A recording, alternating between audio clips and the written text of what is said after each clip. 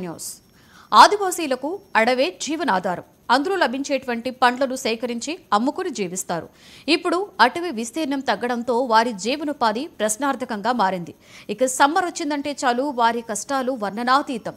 ఇలాంటి పరిస్థితుల్లో అడవి బిడ్డలను ఆపద్బాంధవుడిలా ఆదుకుంటున్నాయి ఇప్పపూలు.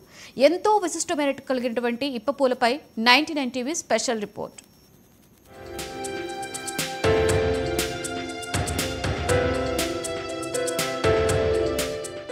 అడవుల జిల్లా ఆసిఫాబాద్లో గిరిజనులకు ఉపాధి కల్పిస్తున్నాయి ఇప్పపూలు.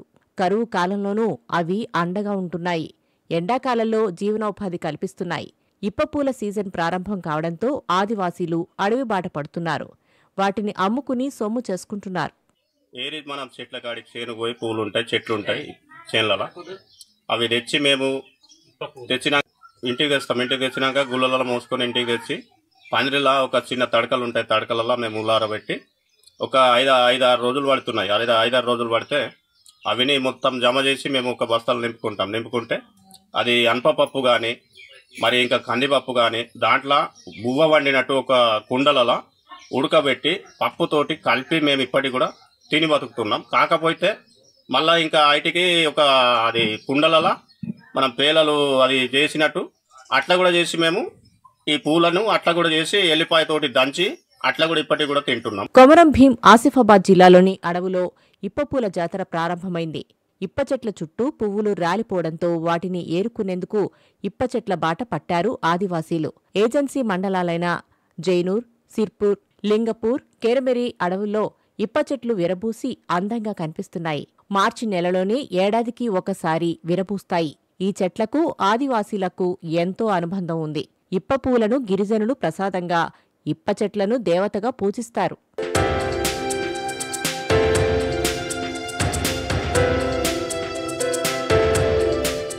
ఆదివాసీలు వేకువజామునే ఇప్పపూలను సేకరించేందుకు అడవిలోకి వెళ్తారు. గంపల్లో నింపుకుని ఇళ్లకు తీసుకువచ్చి ఇంటి ఆవరణలో వాటిని ఎండబెడతారు. వాటితో గుట్కా లేదా గారెలు, ఇతర పిండి వంటకాలను తయారుచేసి పౌష్టికాహారంగా తీసుకుంటారు.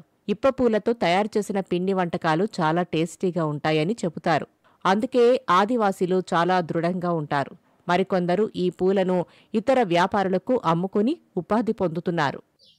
ఉల్లారి పెట్టుడు, అవి మళ్ళా కొట్టుడు, మళ్ళా పెంకల పలగొట్టి కుండ తెచ్చి పలగొట్టి ఇప్ప పువ్వులు ఎంచినాక కొద్దిగా అంబలండి పిండి ఇసిరి అంబలండి ఇక చేనులకు తీసుకుపోయి పనిలా తినోడు. పని చేసి వచ్చి ఇక పొద్దున్నాక పని చేసి వచ్చినాక కొద్దిగా బువ్వ మళ్ళా మా పట్టి కండోడు కూర తెచ్చి ఏమో కూరతోని. ఇప్పపూలను కొంతమంది తమ ఇళ్లలో స్వచ్ఛమైన సారాను తయారు చేసుకుని సేవిస్తుంటారు. ముఖ్యంగా వనదేవతల వద్ద పూజల్లో నైవేద్యానికి సమర్పిస్తుంటారు. పూర్వకాలంలో చాలా చెట్లు ఉండేవని, ప్రస్తుతం వీటి సంఖ్య గణనీయంగా తగ్గుతుంది. అడవులను నరికివేసి స్మగ్లర్లు ఇప్ప చెట్లను వదలడం లేదని వాపోతున్నారు. దీంతో తమకు ఉపాధి లేకుండా చేస్తున్నారని గిరిజనులు ఆరోపిస్తున్నారు. అటవీశాఖ అధికారులు అడవుల్లో ఇప్ప చెట్ల సంఖ్యను పెంచే దిశగా కృషి చేయాలని వారు కోరుతున్నారు. ఇప్ప పూలు మంచిగా పడతాయి. వీటిని ఉల్లారేస్తాము తడకలలో. కొన్ని రోజుల తర్వాత ఉల్లంత తర్వాత ఆసిఫాబాద్ వాళ్ళు వచ్చి తీసుకుపోతారు. వీటిని గిరిజన గిడ్డంగి సంస్థలకు తినే పదార్థాలకు వాడతారు. ఆసిఫాబాద్ జిల్లా అడవుల్లో ఆదివాసీలు మార్చి నెలలో ఎక్కడ చూసినా ఇప్పపూలు సేకరిస్తూ కనిపిస్తుంటారు. ఇటీవల కాలంలో గిరిజనులు రక్తహీనతతో బాధపడుతున్నారు. హిమోగ్లోబిన్ శాతాన్ని పెంచడానికి ఇప్పపూలతో తయారు చేసిన పౌష్టిక ఆహారాన్ని అందిస్తూ రక్తహీనత నుండి విముక్తి పొందుతున్నారు. ఆదివాసీ మహిళలు ఉట్నూరు మండలంలోని ఎక్స్ రోడ్లో ఆదివాసీ ఆహారం పేరిట ఓ మినీ కుటీర పరిశ్రమను ప్రారంభించారు.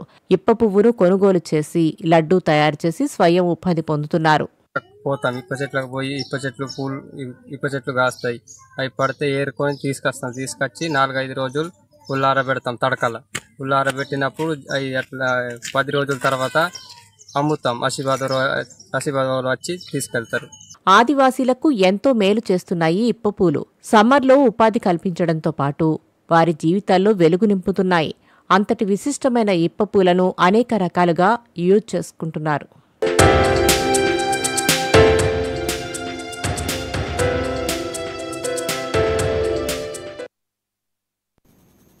వరంగల్ జిల్లా నర్సంపేటలో